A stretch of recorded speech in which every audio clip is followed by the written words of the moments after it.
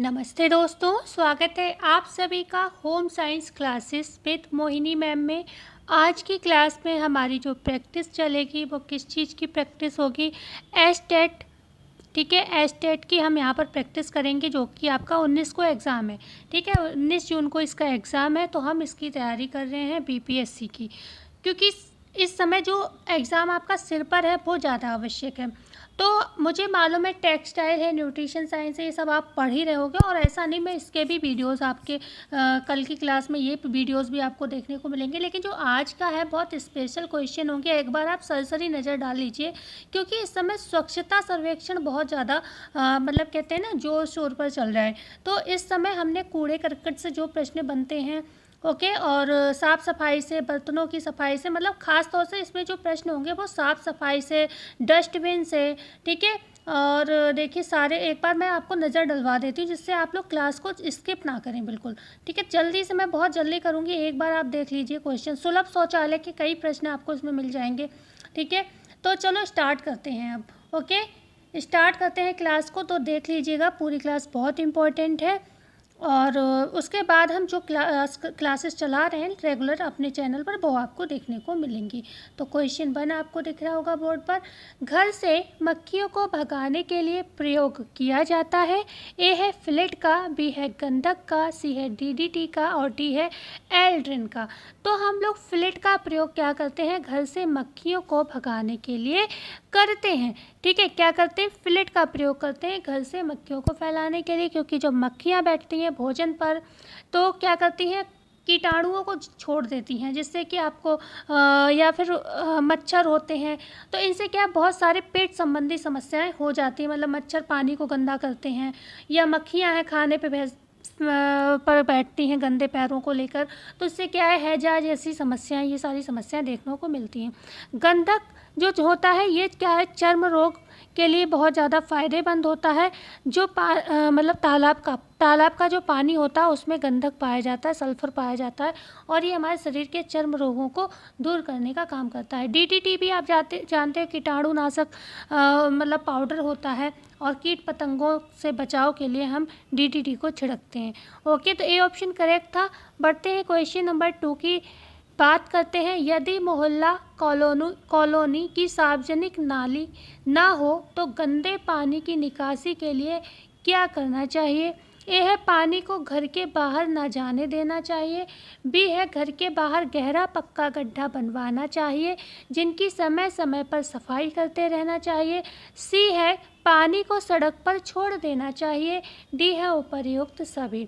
अच्छा, बहुत माइनर सा मैं आपको समय दूंगी, बहुत छोटा सा, क्योंकि मैं बहुत जल्दी बोल देती हूँ और आप लोग शायद समय आप लोगों को नहीं मिल पाता है। ठीक है, बहुत छोटा सा समय। अब आपने देख लिया होगा आई होप प्रश्न, तो यहाँ पर जो हमारा राइट आंसर होगा, देखो फर्स्ट ऑप्शन में दे रहे हैं पानी को घर के बाहर ना जाने देना। तो भाई क्या पानी, गंदा पानी आप घर में रखोगे? ऐसा तो करोगे नहीं। तो यहाँ पर बी ऑप्शन आपका जो है बिल्कुल करेक्ट होगा। घर के बाहर गहरा पक्का गड्ढा बनवाना चाहिए, और उसकी क्या करना है, समय समय पर सफाई करते रहना है। किस कंडीशन में? जब सार्वजनिक नाली ना हो। सार्वजनिक नाली का मतलब जानते हो, जैसे हमारे घर से, हमारे पड़ोसियों के घर से गंदा पानी निकलता है, और कहीं ऐसी व्यवस्था नहीं हो पाए कि वो पानी बाहर, मतलब नालियों के माध्यम से कहीं मतलब निष्कासित किया जा सके, निकासी हो सके उसकी, तो हमें ये उपाय करना चाहिए। लेकिन उसमें मक्खियाँ, मच्छर, कीटाणु ना पैदा हों, गंदे कीटाणु ना पैदा हों, इसके लिए समय समय पर सफाई करते रहना चाहिए। और सड़क पर पानी छोड़ देने से तो बहुत ही दिक्कतें बढ़ जाएंगी। तो यहाँ बी ऑप्शन आपका सही हो जाएगा। क्वेश्चन 3 है, कूड़े करकट के विसर्जन की उत्तम विधि क्या है? ए है आप उसे जला देंगे कूड़े करकट को, बी है जल में प्रवाह कर देंगे, सी है खाद बना लेंगे, डी है भराव करने के लिए। ठीक है, कई बार कंडीशन आ जाती है तो हम उसको भराव भी करते हैं, लेकिन सबसे अच्छा है कि आप उसकी खाद बना लें। अगर, लेकिन खाद हर चीज़ की नहीं बनाई जा सकती, जैविक पदार्थों की आप खाद बना सकते हो, जैसे कि मतलब गाय भैंस का गोबर हो गया, घर से निकलने वाले, किचन से निकलने वाली जो साग सब्जी हैं उनके छिलके हो गए, या फिर हमारे जो पेड़ पौधों के पत्ते हो गए, इन सब चीज़ों से ही आप जैविक खाद बना सकते हो। आपको प्लास्टिक है या इन सब चीज़ों से तो आप नहीं कर सकते हो ना खाद का काम। तो उसको क्या है आप रीजनरेट करने का, रीयूज़ करने का काम कर सकते हैं। इस तरीके का कूड़ा जो है तो उसको आप बार बार यूज़ कर सकते हो।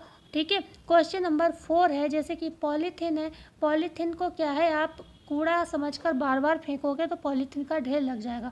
तो एक पॉलीथीन जितनी देर ज़्यादा बार आप इस्तेमाल कर सकते हो उसका ज़्यादा से ज़्यादा उपयोग करो, और हो सके तो वो पॉलीथीन का उपयोग ही ना करो। ठीक है। क्वेश्चन 4 है, गंदा पानी स्वास्थ्य के लिए हानिकारक है, अतः इन्हें निकालने के लिए निम्न उपाय किए जाते हैं और उनमें भी सबसे उत्तम उपाय आपको बताना है।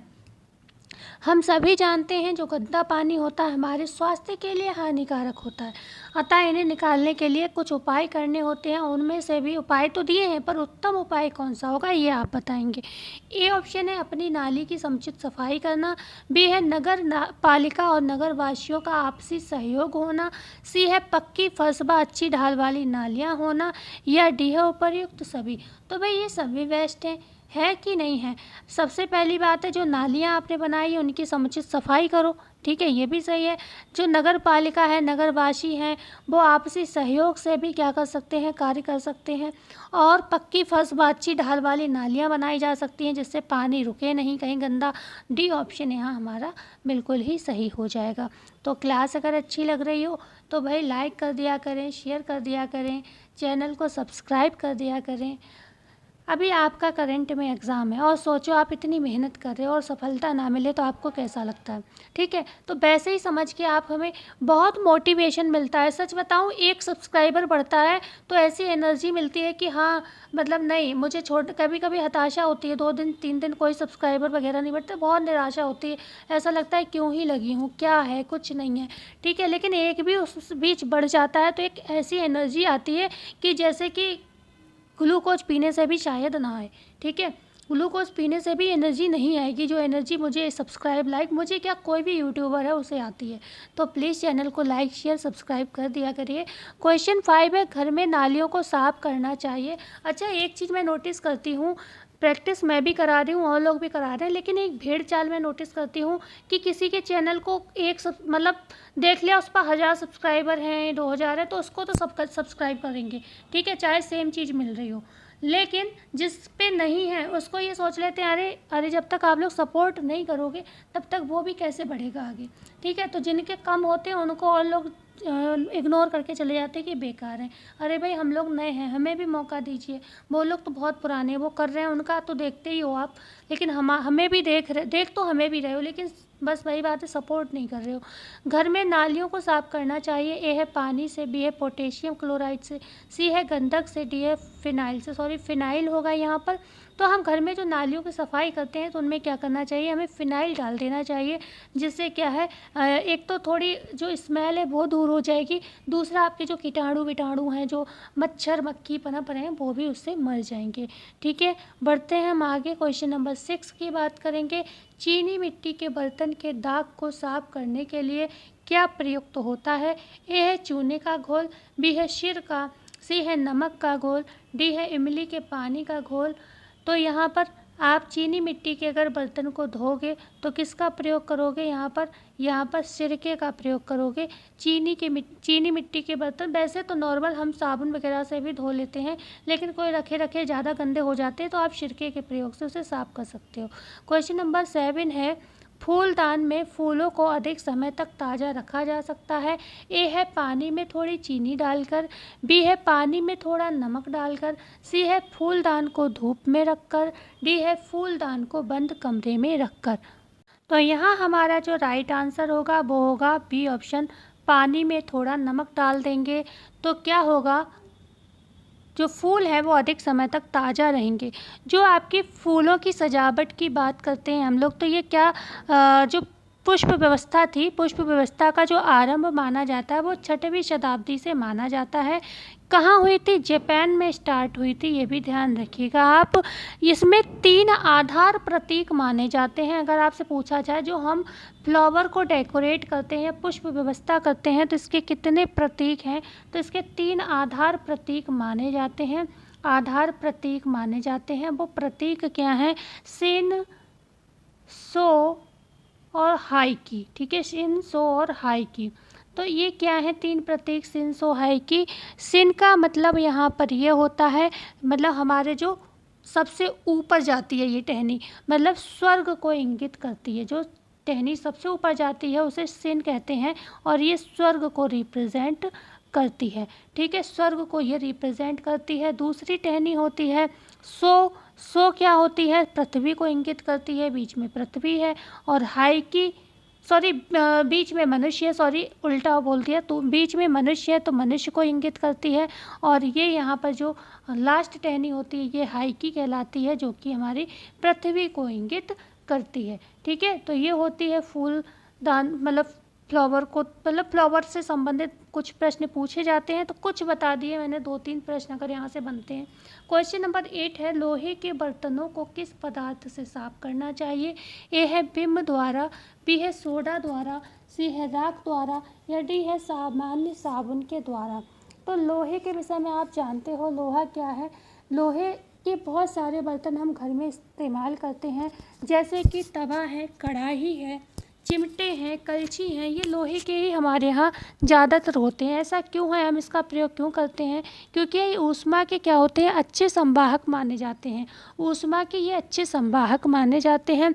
ये क्या करते हैं, ऊष्मा को ग्रहण रखने की जो अवधि होती है इनमें ज़्यादा होती है। आप लोहे की कढ़ाई में सब्जी बनाते हो तो उससे हमें आयरन भी मिलता है।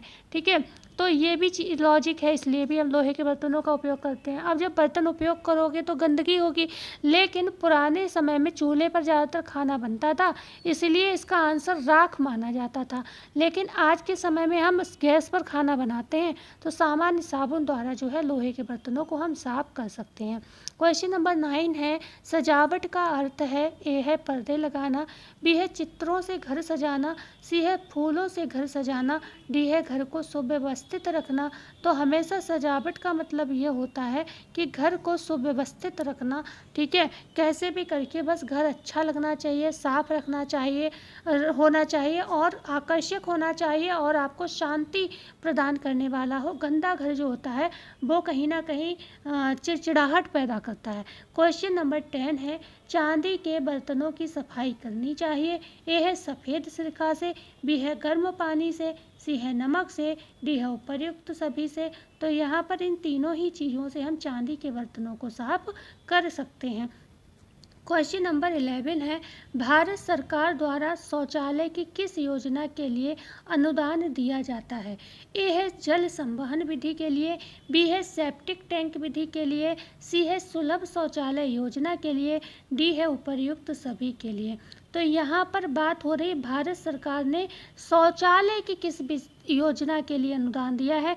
तो शौचालय की जो सुलभ शौचालय योजना है इसके लिए दिया है। ठीक है, अनुदान दिया है। ठीक है, जल संवहन विधि अलग हो गई, यहाँ शौचालय की बात की जा रही है, तो सी ऑप्शन करेक्ट होगा।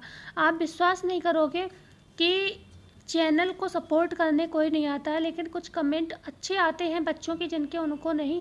कुछ कमेंट ऐसे आते हैं, एक स्टूडेंट एक ही दिन शायद वो मुझे दिखी चैनल पर, वो मुझसे बोली, जैसे कि मैं थोड़ा एक्सप्लेन कर रही थी, जैसे आज मैं बहुत कम एक्सप्लेन कर रही हूँ, डायरेक्ट आंसर ही बता रही हूँ क्योंकि ये नॉर्मल क्वेश्चन है बेसिक से। ठीक है, तो इसमें ज़्यादा डिस्कशन के लिए मेरे हिसाब से कुछ है नहीं, तो मैं डायरेक्ट आंसर ही बता रही हूँ, जो बताने का है थोड़ा बहुत वो आपको बता रही हूँ। तो उसका कमेंट आता है, शायद फर्स्ट डे ही आई थी वो मेरे चैनल पर, कि आपको अगर ज़्यादा ही एक्सप्लेन करना है तो आप मैराथन क्लास ले लीजिए ना, ये ज़रा से प्रश्न में आप क्यों इतना समय बर्बाद करती हो, इस तरीके का उसने मुझे मैसेज किया। मैं शॉक्ड थी कि मैं इसको रिप्लाई क्या दूँ, पर मैंने कोई रिप्लाई नहीं किया, मैंने छोड़ो। फिर वो मुझे उसके बाद दिखी भी नहीं चैनल पर, तो मैंने कुछ नहीं, कुछ लोग ऐसे ही आते हैं टाइम पास के लिए। ठीक है, मैराथन लूँ या ये वाली लूँ, आप लोग ये जो बहुत से बच्चे हैं जो शायद पूरी क्लास देखते होंगे, नहीं तो क्या, मुझे तो यहाँ पर सब दिखता है कि चैनल पर क्या कितना देर टिक रहा है कौन। ठीक है, तो 20 मिनट की 30 मिनट की क्लास पे अगर 5-10 मिनट कोई बच्चा देख रहा है तो वो बच्चा मैराथन कैसे देखेगा मेरी। जिसकी देखते हैं वो आदत हो गए, हैबिचुअल हो गए, 2-4 चैनल की उन्हीं की देखते हैं। हमारी मैराथन अभी तो आप कोई नहीं देख पाओगे।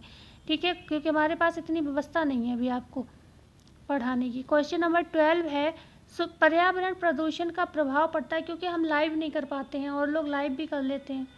पर्यावरण प्रदूषण का प्रभाव पड़ता है, ए ऑप्शन जन स्वास्थ्य पर, बी है व्यक्तिगत कार्य क्षमता पर, सी है आर्थिक जीवन पर, डी है उपयुक्त सभी पर।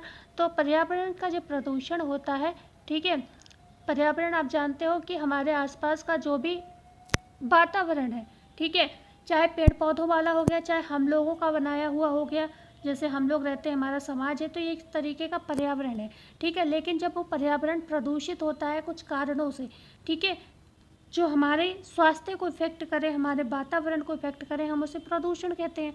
तो हमारे जन स्वास्थ्य को भी प्रभावित करता है, व्यक्तिगत कार्य क्षमता पर भी प्रभाव डालता है, और जब आप स्वस्थ नहीं होगे, आपकी कार्य क्षमता अच्छी नहीं होगी, तो आर्थिक रूप से भी आप कमज़ोर हो जाओगे। तो डी ऑप्शन बिल्कुल करेक्ट होगा। क्वेश्चन नंबर यहाँ 13 है, सभी संक्रामक रोग उत्पन्न होते हैं। ए है गंदगी द्वारा, बी है रोगाणुओं द्वारा, सी है लापरवाही द्वारा, डी है कीटों द्वारा। देखो ऑप्शन तो सभी सही हो सकते हैं, पर एक बेस्ट चुनना है तो रोगाणुओं द्वारा। जो संक्रामक रोग उत्पन्न होते हैं रोगाणुओं द्वारा होते हैं। मेन आंसर मतलब मेन ऑप्शन देखोगे, मुख्य तो बी है, बकाया गंदगी में संक्रामक रोग फैलते हैं। हम लापरवाही करते हैं, मान लो घर में किसी को कोल्ड हो रहा है, हम ध्यान ही नहीं देते हैं, वो कहीं भी छींक रहा है, मुंह पर हैंकी भी नहीं रख रहा है, तो ये हमारी लापरवाही होती है, ठीक है। तो ये सब चीज़ें भी होती हैं, लेकिन जो एक मुख्य आंसर देना होता है ना, वो वाला वही सही था। क्वेश्चन नंबर 14, सुलभ शौचालय एक उत्तम एवं आदर्श शौचालय है क्योंकि इसमें मल कीड़े जो मल यहाँ पर उल्टा हो गया, मल को कीड़े जो होते हैं समाप्त कर देते हैं, किसी प्रकार की दुर्गंध व विषैली गैस नहीं बनती है। मतलब जो सुलभ शौचालय होते हैं उसमें जो मल होता है वो कीड़ों के द्वारा समाप्त कर दिया जाता है, व किसी प्रकार की दुर्गंध व विषैली गैस नहीं बनती है। दूसरा ऑप्शन है वातावरण में प्रदूषण का भय नहीं रहता है। सी है इसके दूषित पानी से नदी का पानी भी गंदा नहीं होता है। डी है उपर्युक्त सभी। तो सुलभ शौचालय जो है बहुत ही आदर्श योजना है, एक आदर्श शौचालय की विधि है, और यहाँ पर डी ऑप्शन बिल्कुल करेक्ट होगा। क्यों होगा? इसमें जो मल होता है वो कीड़े समाप्त कर देते हैं, ठीक है, और कीड़े जब मल को समाप्त कर देते हैं, जो पानी होता है वो साफ होकर नीचे के लिए चला जाता है, जिससे क्या है वातावरण में प्रदूषण का भय नहीं रहता है, और इससे दूषित पानी जो होता है नदी में भी आपका पानी मतलब जो मिलता है जाके, तो वो भी गंदी नहीं होती हैं। तो डी ऑप्शन बिल्कुल सही हो जाएगा। क्वेश्चन 15 है, नगर में स्वच्छता की देखभाल व व्यवस्था कौन करता है? ए है चिकित्सा अधिकारी, बी है सैनिटरी इंस्पेक्टर, सी है आंगनबाड़ी कार्यकर्ता, डी है गृहिणी। वैसे तो नॉर्मल बेस पे अगर आपसे क्वेश्चन पूछा जाता तो जो नगर निगम होते हैं, ठीक है, नगर निगम होता है और हमारे जो सोसाइटी के लोग होते हैं उनकी रिस्पॉन्सिबिलिटी होती है, लेकिन यहाँ पर चिकित्सा अधिकारी नहीं होगा क्योंकि वो चिकित्सा सेवाओं की देखरेख करता है, स्वच्छता के विषय में उसका काम नहीं है, ठीक है। आंगनबाड़ी कार्यकर्ता भी नगर में आके तो नहीं साफ सफाई करेंगे, और गृहिणी का भी यहाँ पर लॉजिक कोई है नहीं होगा। एक आंसर तो आपको देना ही देना है, तो बी ऑप्शन यहाँ पर बिल्कुल सही हो जाएगा, सैनिटरी इंस्पेक्टर, ठीक है। नगर में स्वच्छता की देखभाल व व्यवस्था कौन करता है? सैनिटरी इंस्पेक्टर करता है। क्वेश्चन नंबर 16 है, सुलभ शौचालय एक योजना है, ए ऑप्शन है यह एक राष्ट्रीय योजना है, बी है ये सैद्धांतिक रूप से सेप्टिक टैंक विधि के समान है, सी है ये केंद्र सरकार तथा विश्व बैंक की ओर से विशेष अनुदान की योजना है, डी है उपर्युक्त सभी। तो ध्यान रखिएगा, सुलभ शौचालय से प्रश्न बनते हैं और लगभग सारे 4-5 प्रश्न बनते हैं, सभी यहाँ पर आपको मैंने दे दिए हैं। सुलभ शौचालय एक योजना ऐसी है, एक तो ये राष्ट्रीय है, ये भी ध्यान रखिएगा आप लोग।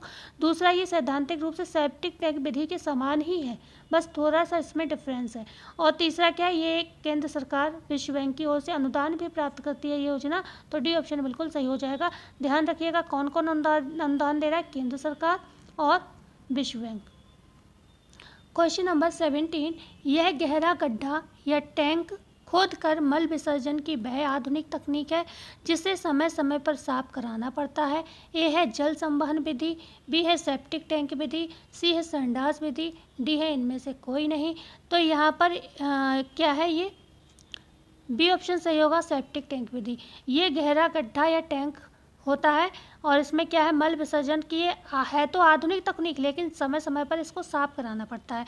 लेकिन जो सुलभ शौचालय थे उसमें क्या था, यही अंतर है, इसीलिए सेप्टिक टैंक से वो थोड़ा डिफरेंट हो जाता है। जो सुलभ शौचालय है उसमें क्या है, मल जो है कीड़ों के द्वारा खंडित करके मतलब खराब उनकी द्वारा मतलब साफ़ सफाई हो जाती है, ठीक है। लेकिन सेप्टिक टैंक में स्वयं सफाई करानी पड़ती है, यही डिफरेंस है दोनों का, बकाया सेम ही है। ओके, सेप्टिक टैंक में क्या होता है, खोद कर मल विसर्जन की क्या किया जाता है, मल को जो विसर्जित मल है उसको साफ कराना पड़ता है, ये ध्यान रखिएगा। सेप्टिक टैंक और सुलभ शौचालय में साफ नहीं कराना पड़ता है, मतलब जो कीड़े वगैरह होते हैं वही खा के ख़त्म कर देते हैं। एक मादा मक्खी या मच्छर एक बार में कितने अंडे देते हैं? 50 से 100, 25 से 100, 100 से 500 या 500 से 800। तो जो मादा मक्खी होती है वो 100 से 500 जो होती है अंडे देती है, ठीक है। जो मादा मक्खी होती है 100 से 500 अंडे देती है एक बार में। क्वेश्चन नंबर 19, कूड़ादान होना चाहिए खुले ढक्कन की बाल्टी वाला, पूरे मोहल्ले का सम्मिलित कूड़ादान, सी है ढक्कनदार व आसानी से ले जाने लायक, डी है उपर्युक्त में से कोई नहीं। तो कूड़ादान कैसा होना चाहिए? ढक्कनदार व आसानी से ले जाने लायक होना चाहिए। क्वेश्चन नंबर 20 है, कूड़ेदान मुख्यतः कितने प्रकार के होते हैं? 2, 3, 4 या 5। ठीक है, तो कूड़ेदान मुख्यतः 3 प्रकार के होते हैं, पर कहीं कहीं पीला कूड़ेदान का भी जिक्र किया गया है। क्वेश्चन नंबर 21 है, सूखे पत्ते सब्जियां, मतलब जो 3 प्रकार के कूड़ेदान होते हैं वो कौन कौन से होते हैं ये तो बताया ही नहीं। एक तो लाल होता है, ठीक है, एक हरा होता है और दूसरा नीला होता है, तीसरा, ठीक है। ओके, लाल हरा नीला ये 3 होते हैं।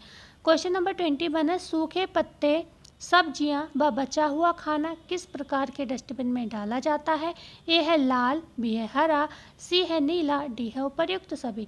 तो सूखे पत्ते सब्जियां व बचा हुआ जो खाना है वो किस में डालोगे आप? हरे। क्यों? क्योंकि ये एक ऐसा डस्टबिन है जिसमें जैविक जो पदार्थ होते हैं डाले जाते हैं, मतलब आप इससे खाद वगैरह बना सकते हो, इसलिए इन्हें डाला जाता है। ओके, बात करेंगे आगे। क्वेश्चन नंबर 22, प्लास्टिक इत्यादि का सामान किस रंग के डस्टबिन में डालना चाहिए? ए है लाल, बी है नीला, सी है हरा, डी है निम्न में से कोई नहीं।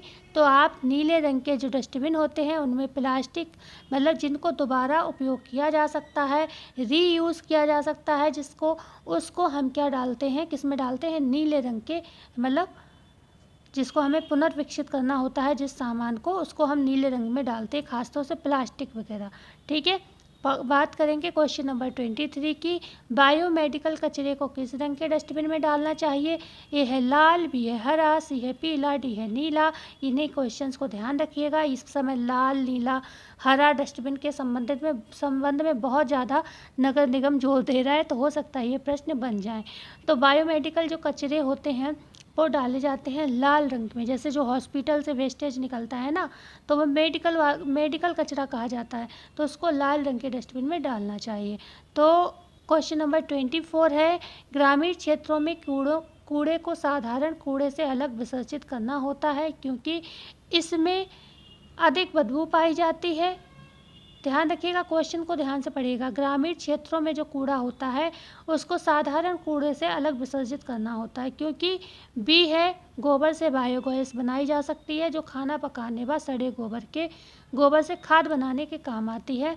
सी है, उसमें रोगाणु अधिक होते हैं। डी है, निम्न में से कोई नहीं।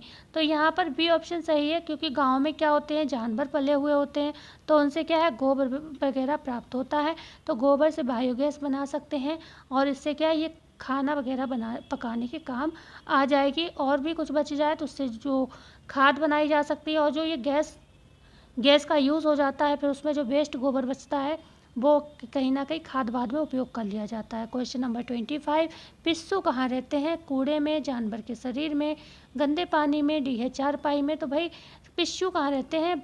जानवर के शरीर में रहते हैं, ठीक है। तो आज की क्लास कैसी लगी हमें बताना ना भूलिएगा। अगर अच्छी लगी हो तो लाइक कर दीजिएगा, चैनल को शेयर कर दीजिएगा और सब्सक्राइब ज़रूर करिएगा। मिलते हैं ऐसी ही वीडियो में, जब तक के लिए धन्यवाद।